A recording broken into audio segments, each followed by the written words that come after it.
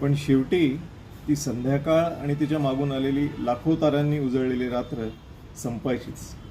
पसरलेली सायक आवरण्याची वेळ झालेली असायची. अगदी जीवावर यायचं, पण परत उतरून घरी जाण्याला पर्याय नसायचाच. मनात यायचं, लगेच परतायची मर्यादा न ठेवता निसर्गासोबत राहायला पाहिजे कधीतरी. नुसतंच निवांत मनसोक्त भटकायचं, डोंगरातच राहायचं, रोज उठायचं आणि नुसतं चालायचं.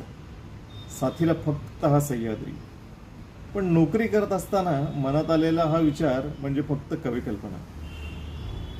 नाणे घाट, हरिश्चंद्रगड अशा ठिकाणी कड्यावर उभं राहून समोरचं दृश्य निहाळत असतानाही हा मनसोक्त भटकंतीचा विचार नेहमी मनात यायचा.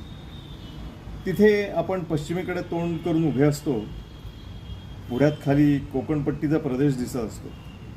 उजवीकडे पाहिलं की सह्याद्रीचं पठार उत्तरेला क्षितिजापर्यंत पसरलेलं. डावीकडे पाहिलं की तसंच दक्षिण क्षितिजापर्यंत पसरलेलं. त्यातून अधेमध्ये डोकवणारे कढे आणि आकाशात घुसणारी शिखरं.